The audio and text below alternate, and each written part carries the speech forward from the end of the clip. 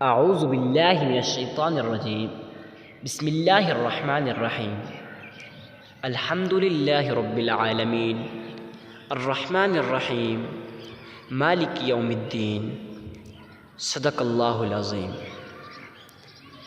میں گواہی دیتا ہوں کہ اللہ ایک ہے اور وہی عبادت کے لائق ہے۔ میں گواہی دیتا ہوں کہ محمد صلی اللہ علیہ وسلم اللہ رب العزت کے بندے اور آخری رسول ہیں اور خاتم النبیین بھی ہیں۔ محترم ناظرین، آج ہم آپ کے سامنے نہایت ہی مجرب، آزمودہ اور نایاب وظیفہ لے کے حاضر ہوئے ہیں۔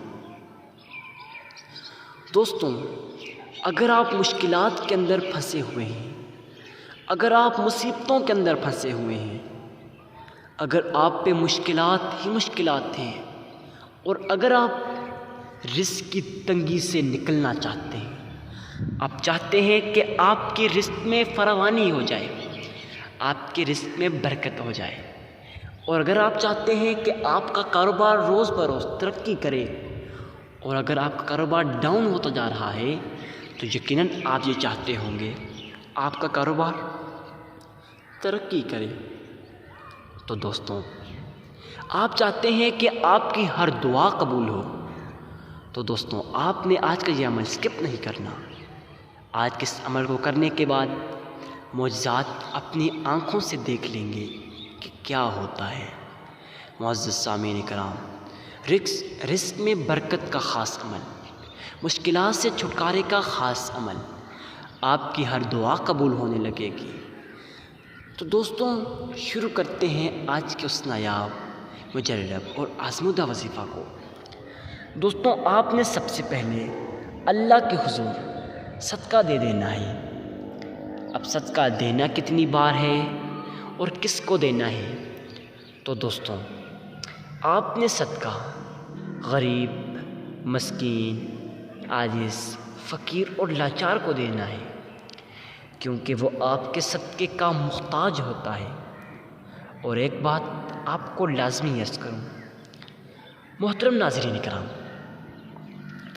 جب آپ مظلوم کو، کسی مسافر کو، کسی لاچار کو، کسی غریب کو صدقہ دیتے ہیں، وہ آپ کے صدقے کا محتاج ہوتا ہے، جب آپ اس کی مدد فرماتے ہیں، مدد کرتے ہیں، تو دوستوں وہ دیکھ کے بہت ہی خوش ہو جاتا ہے۔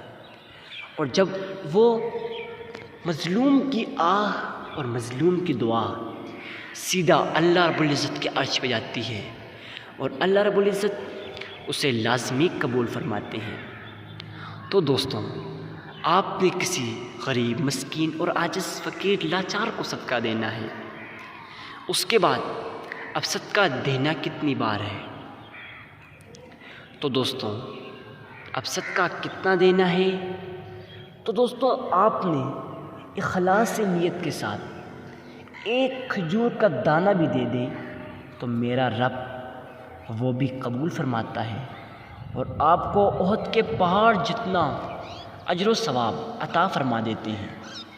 اور اگر آپ ریاکاری کی نسبت سے، دکھلاوے کی نسبت سے، اگر آپ احد کے پہاڑ جتنا سونا چاندی بھی اللہ کی راہ میں خرچ کرتے ہیں تو وہ آپ کا سونا چاندی بھی قبول نہیں ہوتا۔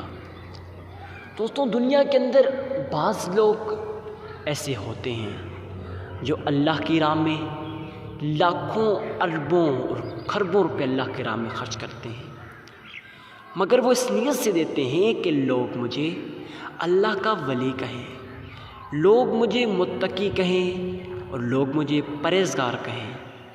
تو دوستوں وہ چاہتے ہیں کہ ہمارا دنیا کے اندر نام بن جائے، تو یقیناً وہ صدقہ قبول نہیں ہوتا، بلکہ وہ صدقہ اس کے نام بنانے کے لیے ہوتا ہے۔ تو دوستوں آپ نے خالصتاً اللہ کی رضا کی خاطر ایک کھجور کا دانہ بھی دے، وہ بھی قبول ہوتا ہے۔ دوستوں پھر چلتے ہیں اس نایاب تسبیح کی طرف۔ اس سے پہلے آپ نے 3 مرتبہ درود ابراہیمی یا پھر صلی اللہ علیہ وآلہ وسلم پڑھ لینا ہے۔